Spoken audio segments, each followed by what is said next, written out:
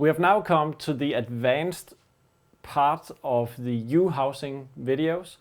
So instead of using the GUI to create a U-box, I will create it by the manual settings.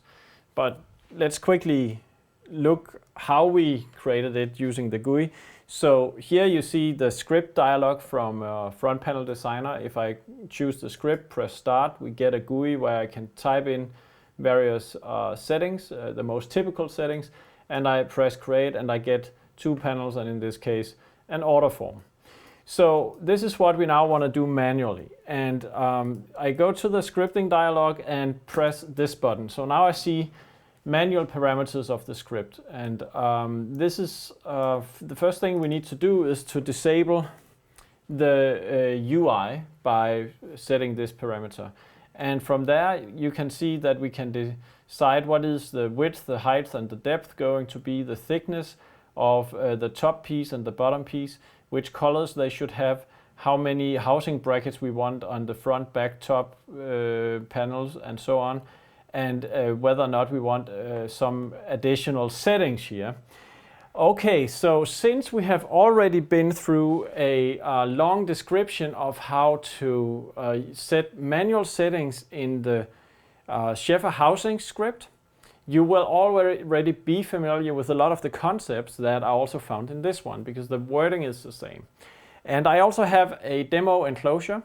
If you look at this enclosure, you see that it has actually the guide engravings, but painted with black. But the guide engravings are included on this enclosure, and that is because I wanted to make it for this demonstration, so you could easily see how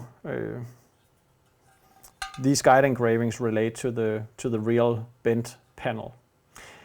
What you see on this one is that it's a U box. Yes, you have a bottom here, and you also have a front, top and back, but there are certain interesting features, actually a lot. First of all, there are rack ears on the device. Further, you see that the front is bent a few centimeters under the bottom, and that's probably just to make the whole front view nicer, because it means that you will have a bent edge on the top and a bent edge on the bottom. Further, you can see that the top is actually extending a little bit over the side in each side, but it's a different amount. Here it's like 5 millimeters, here it's 10. And these features are all some that you can set inside the script. You can also see that this panel is, I think, 4 millimeters thick, and probably the inner panel is only 2 millimeters thick. I'm pretty sure that's the case. Yeah, you can see that from the engravings here actually. All right, so all these things, we'll now look at how this script should be configured to create this box.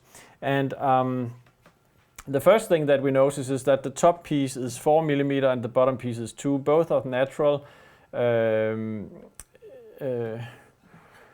anodized aluminum. That's fine. What is the width of this box? I don't know, maybe 200. The height is probably around, since it's a rack unit, it's probably 44.5, and the depth of the box is probably 100 millimeters, more or less. It doesn't matter too much. Let's just leave all the housing bracket stuff for now, and then take a look at what we have down here. The extra front width of from the script. What does it say? If it's greater than 0, it will add this amount of space on left and right side of the front face. This is useful to create rack ears. Okay, now, and this is more or less like we saw in the advanced videos for the Sheffer housing script. 483 millimeters is the optimal width. So what we need to do is, let's say that we actually wanted to create a rack unit. Let's just do that. And we want to have 2 centimeters of space here in either side, each side, 25 millimeter, okay. So we say 25, 2 times 25 is 50, so up here we specify the width of the device to be 483 minus 50, because that's what we have when we combine this. And rack ears, true. Do we want round corners? Generally, yes. Do we want to have edge grinding? Yes, we like that too. So we have nice edges on the box. And guide engravings, true for now. It's cool. So we press start, and then let's see what we get. Okay, so actually there we have it. We have a front panel indicating quite clearly that we will get a rack unit. Now we can't see the dimensions over here because the shape of it is generated by a DXF file, but you can see that it has more or less the features that we have seen before when we created the black rack unit with all the housing brackets in default locations, etc. And we certainly have the rack ears. We also see from the guide engravings where the outline of the aluminum panel, the bottom bent panel is. And if we look at the bottom panel, we have some kind of clarity that that the guide engravings will show us how the 4mm thick front, top and back panel will be laid around this one.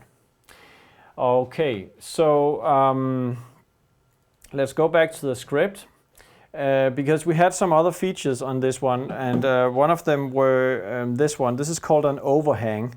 So let's see how we can create that one. And the overhang is something that we have right here. So first of all, this parameter needs to be higher than 0, but what does it say? It's basically saying that for left and right we can create this overhang. So let's see, okay, this is the right side, we set this to 10, and then this one to 5, and let's press start and see what happens. So then for the top panel, we now see that on this side over here, the overhang is clearly 10mm or around that, and on the other side it's only 5. So the top, back and front will simply extend over the inner U. In this case, I mean, why would you add 10mm in the one side and 5 in the other? You wouldn't. You would probably add 2. Because sometimes the box just, especially without rack ears, with rack ears it doesn't make sense. But quite often if you have just a regular U-box, you might like a design where the top cover actually extends over the sides a little bit. And in that case you choose overhang, but it's more or less like 2 to 5mm you would normally choose. So we also have what is called bottom wings, and the bottom wings is the feature that you see right here, where this wing will extend into this one. So let's try to add such a feature. For bottom wings, you can see that it has to be equal to or larger than 10. I make it 15, so we say 15, and I press start, and we get some scripts here. And you can see here we have the top, front, and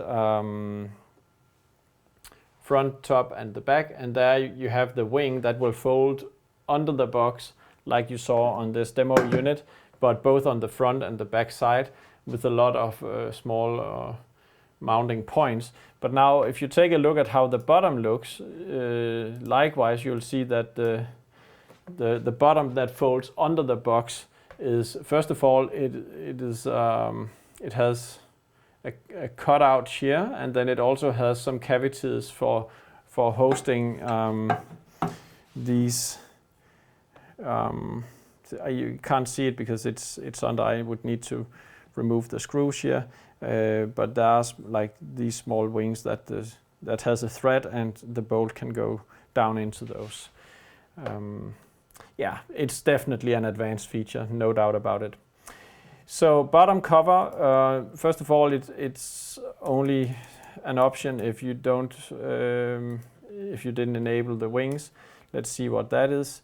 Let's put it to 10 here and execute this one. So basically, it is a little bit like when you had the overhang to the sides. You can also extend it a little bit downwards if you need that for some reason.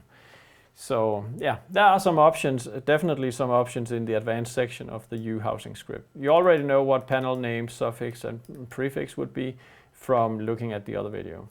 And then I guess for the housing brackets, it's kind of the same story like you had with the Sheffer housing script, where housing brackets can be positioned automatically or by a certain number on each side, and you can determine if you want to have studs or not. By default, you saw that it came out with studs on the front face because it's typically where you want to place modules, so you don't want to spoil it having screw holes. And but this is something you can definitely determine inside the script as well.